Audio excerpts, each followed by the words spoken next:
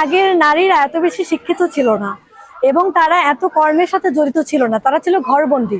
যার কারণে তাদের ফ্যামিলি থেকে যতই বাধা বিঘ্ন আসুক বা তাদের যতভাবে ছোট করা হোক বা কষ্ট দেওয়া হোক, তারা সেটা মেনে নিত। কিন্তু এখনকার মেয়েরা যথেষ্ট শিক্ষিত এবং তারা নিজেরা কর্ম করতে পারে। এখন অত কিছু সহ্য করার মতন সময় আসলে নেই। মানে পুরুষ যতই তাকে শাসিত করবে, লাঞ্ছিত করবে, বঞ্চিত করবে, সব যে মেনে নিতে হবে, এটা আসলে এখনকার মেয়েরা এটা আর পছন্দ করে না। এটাই আমার মনে হয়, নারীদেরও পুরুষকে সম্মান করা উচিত, পুরুষদেরও নারীদের সম্মান করা উচিত। আমি মনে করি প্রত্যেকটা মেয়েরই স্বাবলম্বী হওয়া উচিত, নিজের একটা পরিচয় থাকা উচিত। এবং এখন যেরকম আমাদের পরিস্থিতি আসতেছে, একার ইনকামে আসলে কিছুই হয় না। হাজবেন্ডকেও সাপোর্ট করা যায় বা ফ্যামিলিকেও সাপোর্ট করা যায়। অনেক মেয়েরা তার পরিবারকেও আর্থিকভাবে কিছু হেল্প করতে চায়, কিন্তু দেখা যায় যে হাজবেন্ডের একার ইনকামে সেটা সেই হেল্পটা করতে পারে না। কিন্তু একটা মেয়ে যদি স্বাবলম্বী হয়, সেক্ষেত্রে সে হাজবেন্ডের পাশেও দাঁড়াতে পারে এবং তার পরিবারের পাশেও দাঁড়াতে পারে। তো আমি মনে করি প্রত্যেকটা মেয়েরই স্বাবলম্বী হওয়া উচিত। না, সেটা অবশ্যই না, স্বাধীনভাবে চলতে চাই সেটাও না। আমার মনে হয় কি, পুরুষরা যেভাবে ধরেন তাদেরকে আগে অনেক বেশি ছোট করে দেখতো, তারা বাইরে কোনো কাজ করতে পারতো না বা বাইরে কোনো করতো না। এখন তারা নিজেরা স্বাবলম্বী হতে পেরেছে, যার কারণে তাদের অনেকটাই সাহস এসেছে মনে। আমি এটাই মনে করব, কারণ সবকিছু মেনে নেওয়াও ঠিক না, এটাও অন্যায়। আগের মেয়েরা এত সাহসী ছিল না বা কর্ম করতো না, বাইরে বাইরে চলাফেরা করতে জানতো না। কিন্তু আমার মনে হয় সবকিছু মেনে নেওয়াটাও ঠিক না। আমাদের কোম্পানির নাম হচ্ছে রংপল্লী লিমিটেড।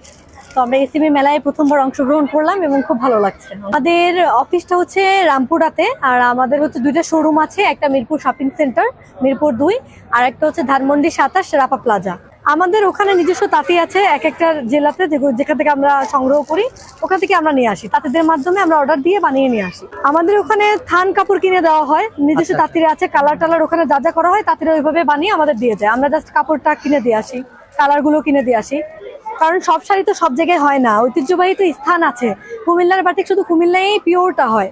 তো সেখানে আমরা তাঁতিদের মাধ্যমে যোগাযোগ করি, ওখানে আমাদের নিজস্ব তাঁতি আছে, ওদেরকে দ্বারা আমরা বানিয়ে নিয়ে আসি। না, এটা মোটেই না, তবে এটাই আপনি দেখেন, আপনার মাকে যদি বা আপনার বোনকে যদি তার হাজবেন্ড যদি কোনোভাবে কষ্ট দেয় বা লাঞ্ছিত করে, সেটা অবশ্যই আপনার বোনের যদি একটা সামর্থ্য থাকে যে না আমি শিক্ষিত, আমি নিজে কিছু করতে পারবো, তাহলে কিন্তু তার সেখানে দমিয়ে থাকা বা ওই চিপার মধ্যে পড়ে থাকার কিন্তু কোনো হয় না।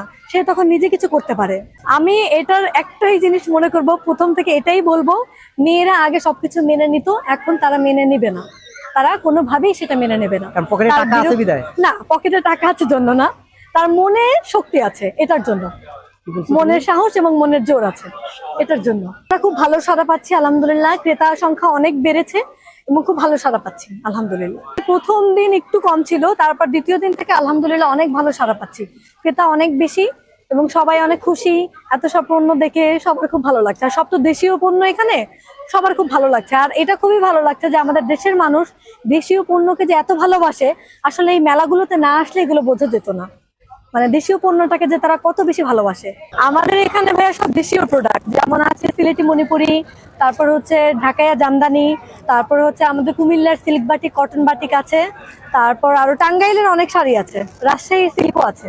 আমাদের এখানে 50+ আইটেম আছে। সব কি নারীদের? তো নিয়ে আসা হয়নি। হ্যাঁ, এখানে আমাদের সব শাড়ির বিজনেসটাই নারীদের নিয়ে, তো সেক্ষেত্রে আমরা পুরুষের কোনো আইটেম আসলে রাখা হয়নি। আপনি মেলায় অন্য সেক্টরে পাবেন, অন্য সেক্টরে পুরুষদের আইটেম পাবেন, আমাদের এখানে শুধু নারীদের প্রোডাক্ট, তো এই জন্য।